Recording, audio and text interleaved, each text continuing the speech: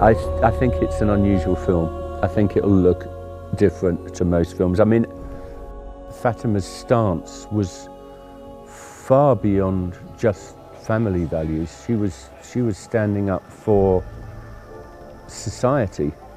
You know, she was living the dream that had been sold to her by her father, and her belief in everything that he believed in. And so was Imam Ali, you know, and they joined together as husband and wife, but basically they were husband and wife, you know, doing the bidding of Muhammad, and Muhammad was the strength and the reason for everything, you know, and I think that's an interesting part of it, and I think that is interesting that Muhammad's legacy through Lady Fatima and through Imam Ali has travelled through history and affects our little guy.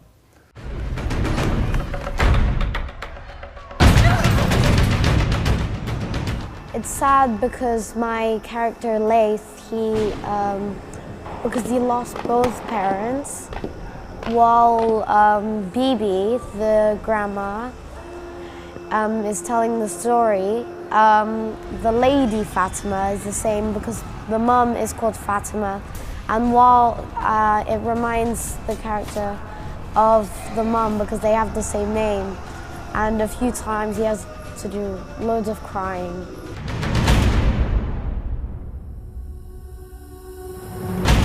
It's the first time Laith hears the story, and it'll be the first time that most non-Muslims will hear the story, and they'll be astounded because most of it is in the history books, but most people don't know anything about it. In a way, Lady Fatima is almost like a Gandhi figure.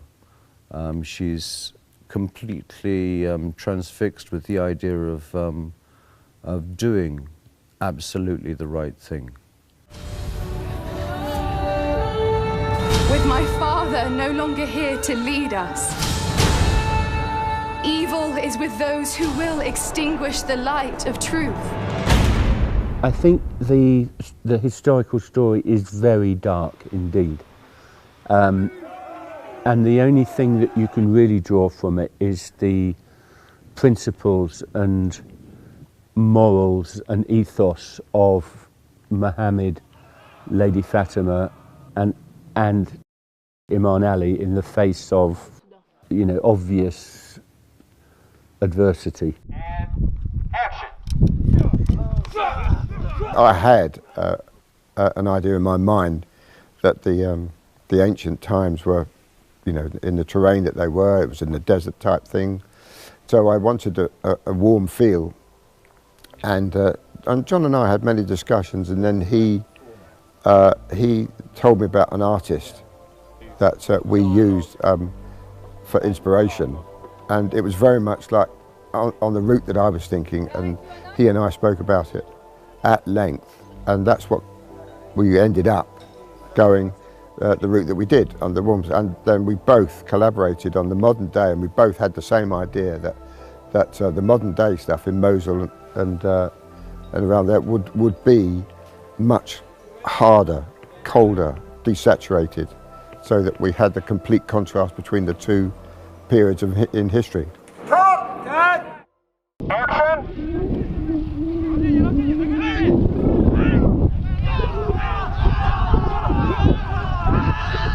I think it will be an iconic film. I think it's a remarkable film. I think what we've created is completely incredible.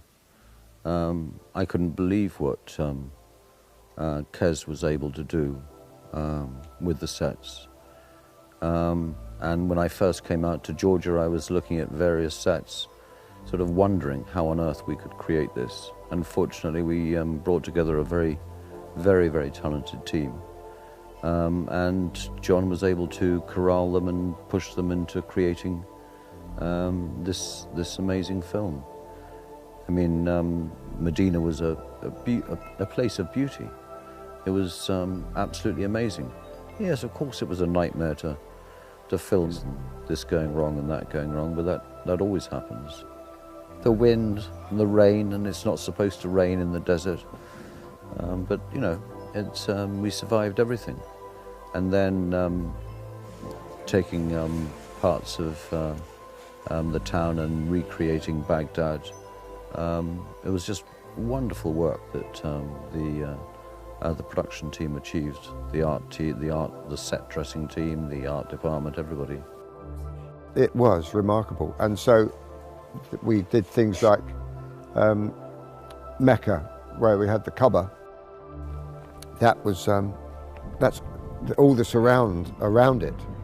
They built a little bit there, but that's all going to be CG. So I mean, that's what I mean. There's a huge amount of CG, because it was not a high-budget film. There's a huge amount of visual effects. We had a great terrain and a wonderful set, but that had to be embellished so much, and the different parts of it. You know, the journey to get to Medina from Mecca had to be done in sections, and we had to have camels and, you know, and the horses we had for the battle scenes.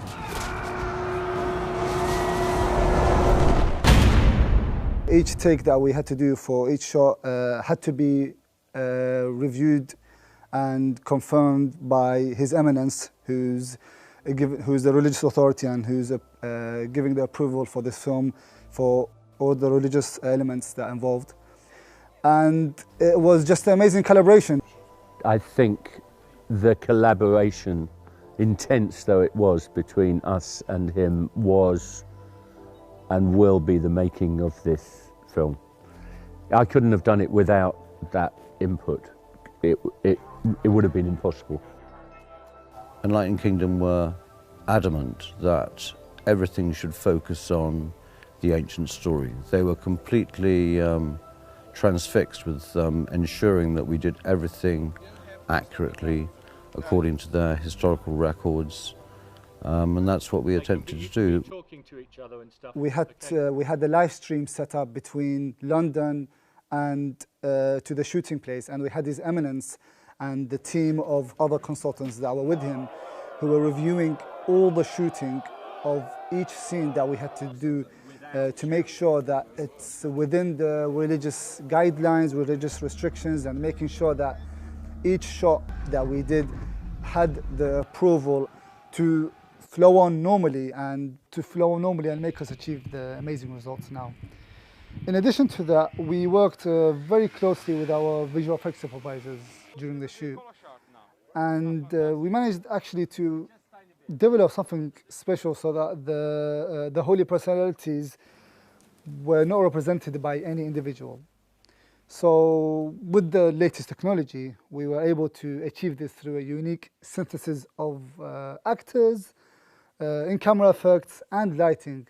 And all of this, of course, thanks to the fast evolving visual effects industry. God will judge all of you. I think the thing about her is that she's strong in the face of adversity. And so she stands up for what she believes in. She stands up for herself as a female. She stands up for everything that she has lived and believed in against impossible odds. And I think that's important. And I think her message really is to sort of keep fighting, keep on being strong in the face of everything. She's the Lady of Heaven. Her legacy lives on.